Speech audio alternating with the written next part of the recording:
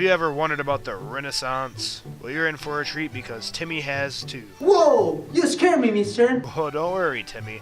There's nothing to be scared of about the Renaissance. Well, you see, Timmy, the Renaissance had a lot of nifty things to learn about, like art, literature, science, and religion. Wow-wee! That sounds neato! Well, it's neato indeed, Timmy. Origin. The Renaissance originated in Italy. So before we can start, Timmy's gonna learn Italian. Mi sono diplomato! Ora posso parlare italiano! Andrò a mangiare un po' di pollo, poi andrò in cucina, andrò a fare un altro panino, poi dopo sicuramente ci sarà anche da fare l'ave ai piatti, dato che chi lo sa. Però poi dopo stavo pensando che se accendo la... Let's move on. Art.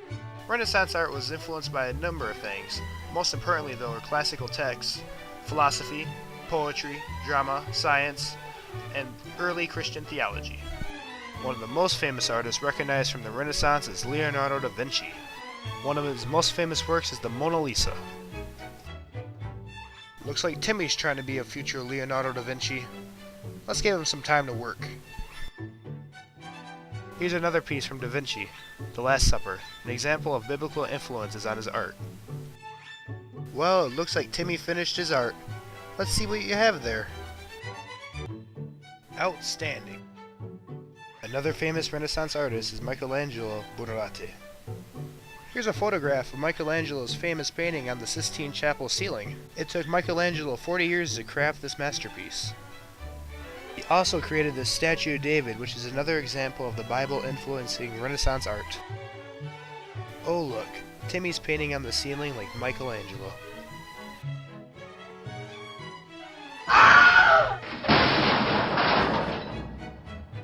Literature.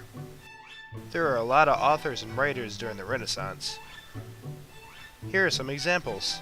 George Chapman, Miles Coverdale, William Tyndall, Sir Francis Bacon, John Lilly, Sir Thomas More, Sir Philip Sidney, Thomas Dekker, John Fletcher, John Ford, Heywood, Ben Jonson, Thomas Kidd, John Lilly, Philip Massiner, Thomas Middleton, William Shakespeare, John Webster, Thomas Lodge, John Skelton, Edmund Spenser, and Sir Thomas Wyant. Just to name a few. Most people are familiar with Shakespeare. Shakespeare's plays are famous for the Romanticism, but he also opened up the potential for future playwrights. He expanded the dramatic potential of characterism, plot, language, and drama. Another famous author is George Chapman. He translated Homer's Iliad and the Odyssey.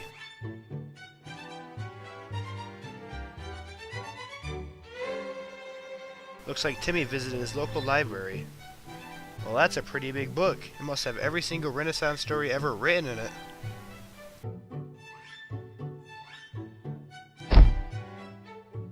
Religion. During the Renaissance, the Catholic Church started to lose influence and prestige. The popularity of religion was actually growing. This growth continued through the 14th and 15th centuries, and reached a climax during the 16th century known as the Reformation. Religion wasn't as powerful in the Renaissance as it was in the feudal age. Looks like Timmy's practicing for his future aspirations of becoming the Pope.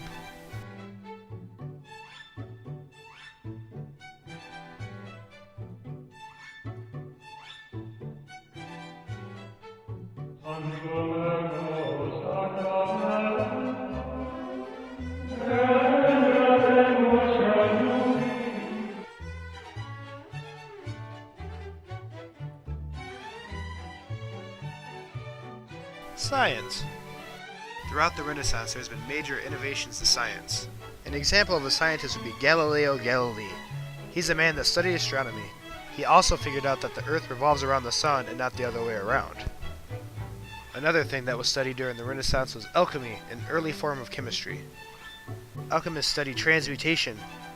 Transmutation is taking one object and turning it into another. An example of transmutation would be taking these rocks here and turning them into these nice, shiny, cool gold bars. I see that Timmy's got the protective chemistry gear out. Maybe he wants to do some science. Oh, Timmy's gonna mix two substances together. Let's watch.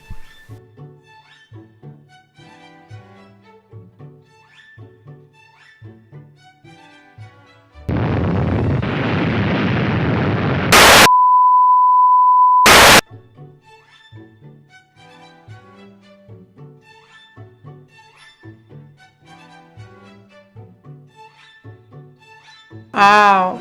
There, now that you know about the Renaissance, you can be a much more happy and productive citizen.